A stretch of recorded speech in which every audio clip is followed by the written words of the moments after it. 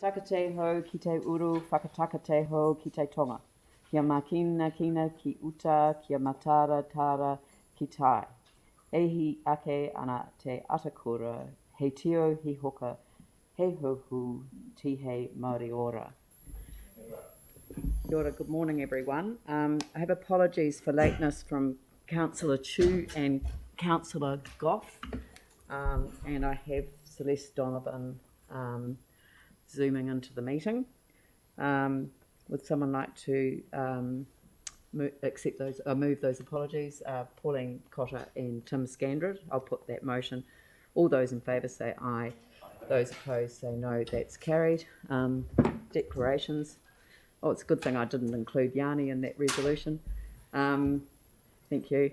And so we move to the draft annual plan 2022-23. This is a public briefing on our draft annual plan and other concurrent consultations. This is also being live streamed. The briefing builds on the now completed community consultation and hearings process carried out through March, April and May, with advice and updates from staff regarding the standalone consultations, financial parameters, operational and capital budgets. This briefing is for discussion and guidance. It is not a formal decision-making forum. The aim is to discuss matters in an open setting to encourage healthy, informed discussion. This will also inform councillor proposals and amendments to the draft and staff preparation for the final annual plan 22-23. The final adoption meeting is set for the 21st of June.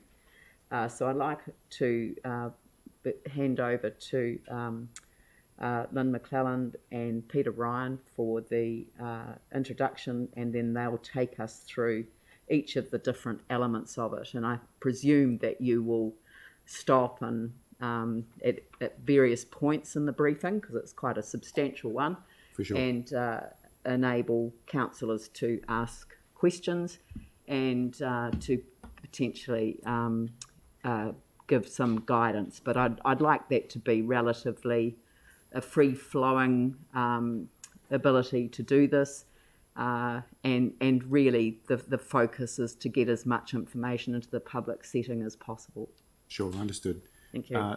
Dawn or Lynn, did you want to open with anything, or shall we kick straight on? I think we can go straight on, Peter. Okay. All right, just a quick overview of the day ahead. It will seem familiar from some of the previous briefings, although there is an opening session, a brief session on understanding what the community has told us in response to the draft annual plan and what the residents are telling us in the resident survey. That's an overview. There will be a full briefing on the resident survey results at the council meeting of the 9th of June.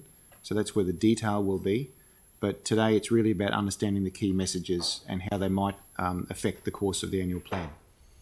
The financial parameters, OPEX changes, standalone consultations and CapEx will be familiar from previous briefings, although we've taken on board the advice you've given us in those briefings to refine what you're seeing today. Of course, there's the councillor proposals that we discussed late on Monday afternoon. We've refined down the list of things that you actually want to investigate and have report backs on. And then finally wrapping up with the amendments process and next steps.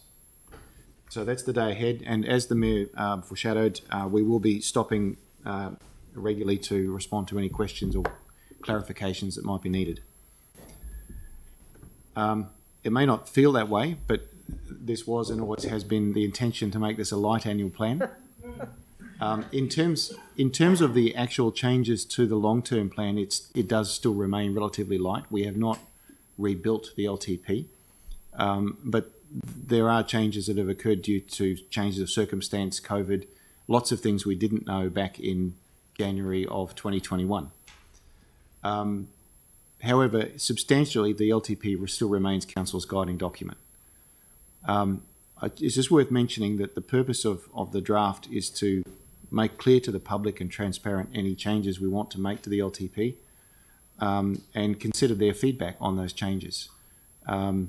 Brand new work that might, for example, trigger an amended LTP is not really part of this mandate. There have been, as we all appreciate, I think, some pretty heavily unusual factors. Obviously, nationwide and globally, staff turnover is an issue. The talent war is quite real. Factors outside council's control. We had a spectacularly unusual summer, which affected some maintenance issues. We've had the fire at the wastewater treatment plant, obviously COVID, and behind all of that, or quietly, is the reform agenda that's looming over all of New Zealand local government. So there's a lot of stuff happening that just is not normally there, is the bottom line of this. So I'm going